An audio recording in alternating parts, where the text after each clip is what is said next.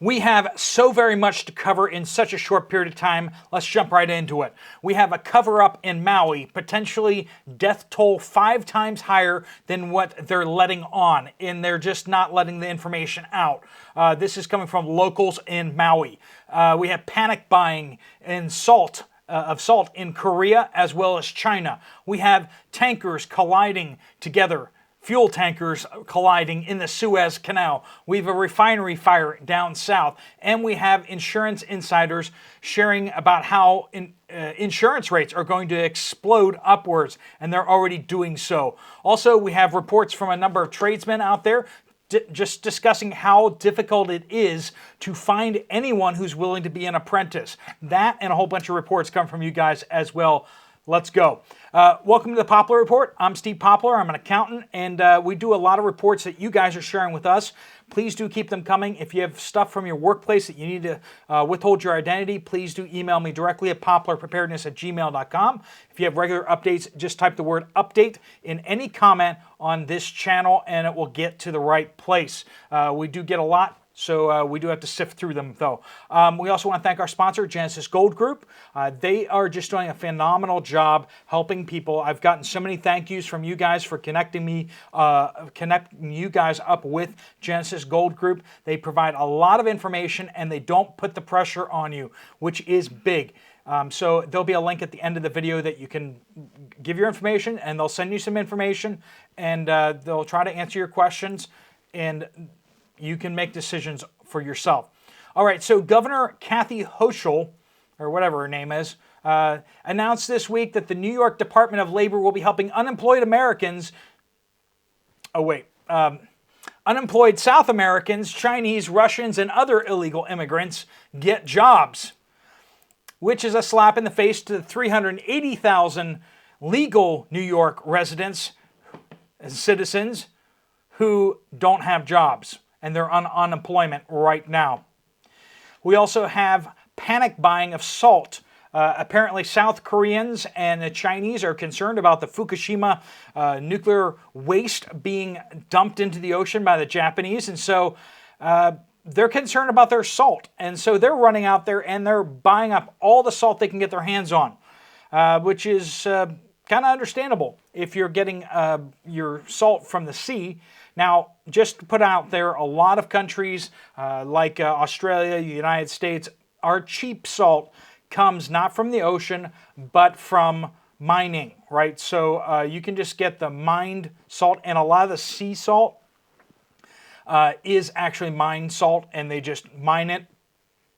They do it anyway because it was once part of the sea. Yeah. Anyway, so if you're buying the cheap salt, you shouldn't have any problems whatsoever. No word yet on whether sea salt will be affected by any of the radioactivity. It's going to be very, very diluted, especially by the time it gets over to the United States. So shouldn't affect us, but there are concerns about that. Also, we have 2 tankers colliding in the Suez Canal. One was carrying oil and one was carrying liquefied natural gas. To say that it was a tense few hours is an understatement.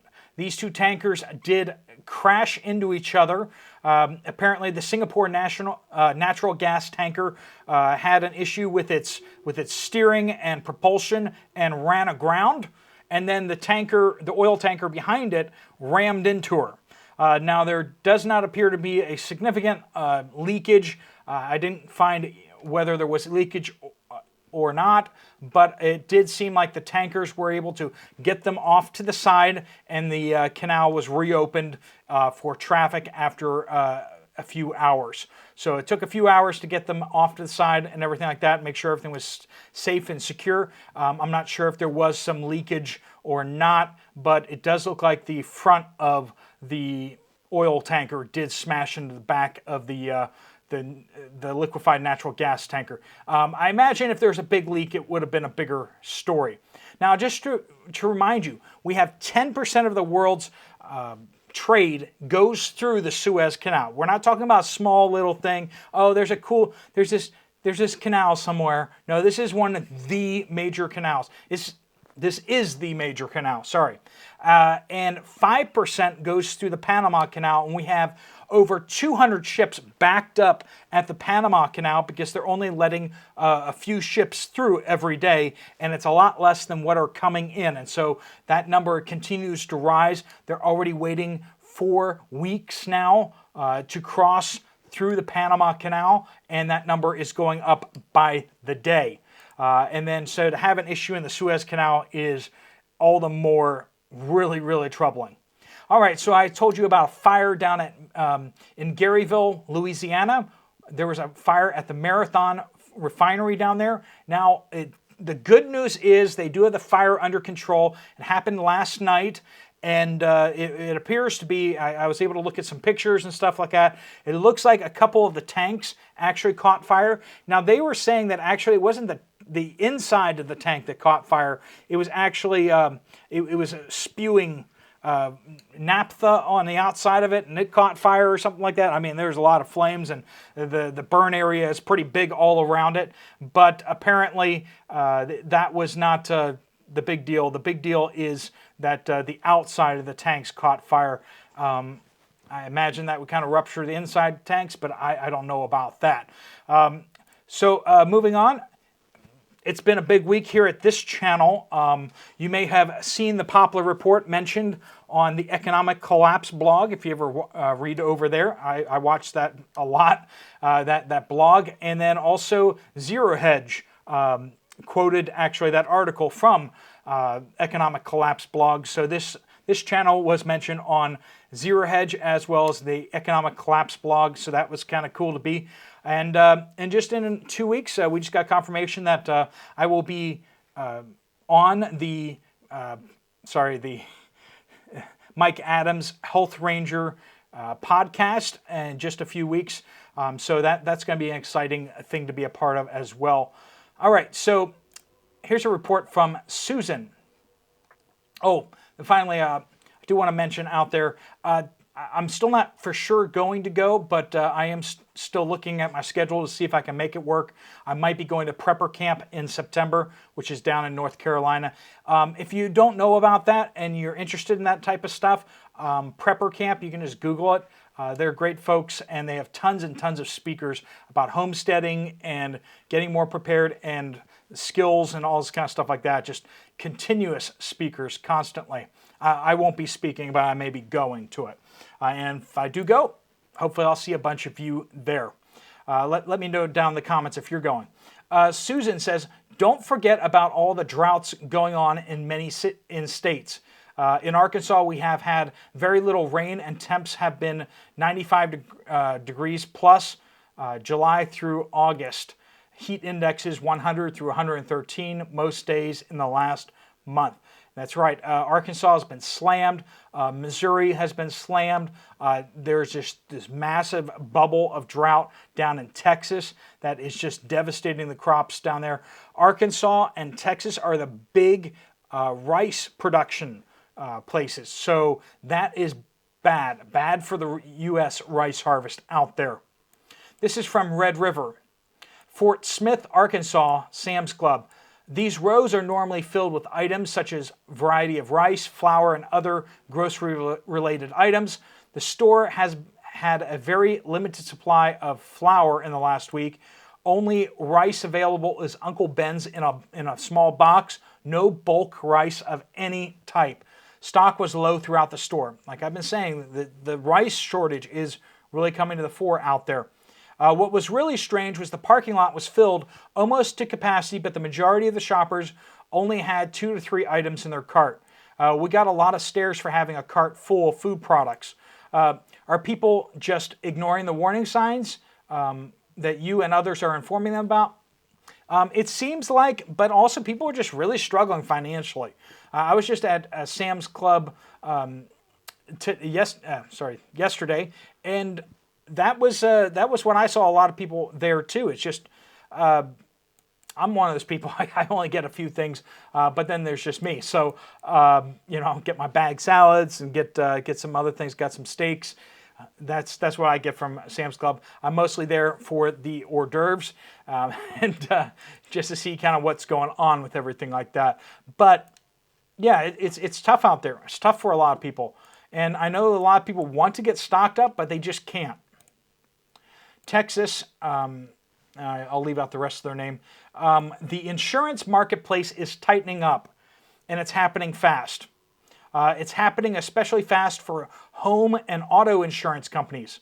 This is regardless of what state you are in. However, California, Florida, Louisiana, and Texas are being hit especially hard. Carriers are pulling a full hard stop on issuing any new policies across the country. And carriers that have not put a moratorium on binding new coverage are actually just leaving the market, or they are selling to other carriers or merging. They simply can't operate profitably in this inflationary market. Every day, this is from within the insurance business, every day we are hearing about a pause on new business or a carrier putting a full stop on writing new policies. Some carriers, you want to hear why, right? Some carriers are requiring full premium payment up front for new businesses, or requiring 20 to 30 day hold on new applications. Carriers may shift the underwriting guidelines, so they only want preferred businesses. No claims within 5 years, not 3 anymore, but 5. Home and auto bundles, so if you're not already with them. Some carriers will not reinstate coverage if it lapses, no matter the reason. So if you like your coverage, make sure you stay up on top of that. The market is disrupted, and it will affect you if it hasn't already yet. It will. I have personally seen premiums double and triple what they were the year before. So watch your renewals, right? If you're like me and you have some of these insurance policies just on renewal, I got my AAA just got on renewal. I need to double check that to make sure where I'm with that. You know, it's kind of like just it is what it is. I think I got the best deal out there that I can. But anyway, the cost of claims, this is why. The cost of claims has risen exponentially in the past 2 years, thus resulting in the carriers having to raise premiums or pull out of some markets. And if you're like, so there's bad stuff happening, where's the government in this, right? In some states, carriers have applied for rate increases, but have not been able to get them approved. So basically, some states have caps on how much they can increase the rates. And so they're needing to raise the rates, but those states aren't letting them. So they simply shut down for new business. And we're seeing that all across the country, friends. So do take a look at your insurance premiums, look at your insurance policies, as well as making sure that you're making those payments, because if you stop making payments, they could potentially cut you. Also, be aware you might get cut anyway. Brad says, in Republic, Missouri, I work for a plumber in new construction who has 2 ads on Nextdoor for apprentice and master plumbers. Not a single phone call to fill the spots. Not that they can't find anyone who will work for them. They can't even get a call. We need people to work, but no one wants to. There is only 2 of us. We need like 10 guys. There are 800 plus housing units that are to be built out in the next few years by this particular builder. They are renting new construction homes here, $1,200 and up per month, and they think that all of these will get filled. And someone replying to that along the same lines, Dees says, we run a small family outfit in Northeast Tennessee. Husband and myself have had no employees for over 3 years. He is 65 years old, master electrician and master HVAC tech. I'm also licensed for both and over 50.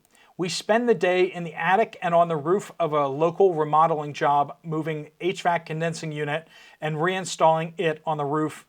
95 to 98 degrees in full sun. We have both had too much heat for today. He just sent me home. Been there since 8 a.m. It's 7 p.m. and my man is still on that roof finishing up the little stuff. No one here wants to work, and all they do is complain about, they use a less polite word, all they want to do is complain about how they can't get a living wage. It makes me sick. I'm sorry you are also in the same boat. We are turning we are also turning away work, too much on the schedule now, and it's getting harder to get the materials that we need. You hear the shortages, once again, not just of labor and willingness to work, but also supplies. Happy says, my friends live in Klamath Falls, Oregon, and around late spring of this year, she was told that the local Oregon potato farmers were being paid $9 million to not grow spuds this year. Not grow spuds. Because that's exactly what we need. We need government paying people not to grow food. And in my location in Missouri, our electric company has also has asked us to limit electrical usage for 3 days ending this Friday, and gave hints that families should limit any extensive cooking during these days. The electric company was asking that usage be reduced, especially between the hours of 3 p.m. and 8 p.m. Do you remember the power companies back in the 90s and early 2000s telling you that they need you to conserve electricity, turn off appliances during certain days? I don't remember that at all. Perhaps I'm misremembering, but in the 80s, 90s, 2000s, did we have these type of calls saying, please restrict your usage of appliances on these days, during these time periods, because our electrical grid can't handle it? I don't recall that. Let me know if you do. Outside of Springfield, Missouri, a large grocery chain we were at Tuesday had nearly empty racks of batteries of all size. When you have power outages, what disappears really fast? Batteries. People need to get their flashlights and all that kind of stuff like that going. They will burn through batteries so fast. If you think that once you start having power outages, you're ever going to be able to find batteries again, you got another thing coming. Where do all the batteries get made? In China. That's right. The alternative dairy section in Missouri was nearly empty, as was the section on pasta. For several weeks, we have had trouble finding quart-size cream. And when it finally showed up, the dates were not very far out. The pint-sized cream might be available, and most of them have expiration dates into October. Also, the quart-sized milk has sometimes in the past at the various grocery stores been completely empty shelves, though this past week they seem to be fully stocked. So issues there in Missouri, of course, too, with milk. This is from Bryant. Steve, locals on Maui are saying that the morgues and funeral homes have logged well over 480 bodies. And the mainstream media is not reporting, and the local government isn't either, trying to downplay the severity. You may also want to check that out. So I did run it down, and there was a interview that the Daily Mail got with a local Allison Medina, a Maui resident, who shared some of this information with them, that apparently the funeral homes have logged 480 bodies, whereas the official number is still hanging, I think, at 114, which is way lower. And the word has gone out that the mainstream media need to pivot off of this. They need to leave it alone because it was damaging the Democrats' election chances in Hawaii. If that doesn't make you sick, I don't know what will. I mean, there's so much about the whole situation there that is sickening, that is astonishing. And in fact, I've been a little bit slow on reporting on some of these things because it's just so outrageous and it didn't make sense. My BS filter kept getting triggered, and it's just kind of like, that sounds a little extreme, that sounds a little over the top. Let's wait to see what the information as it comes out. But it just keeps coming out, and it just keeps coming out worse than what I thought it was. It's crazy. This is from Glenda. Went to stock up on some things at a bulk bargain store in Newport, Tennessee, and the guy behind the counter said he didn't know how long he could keep it stocked up.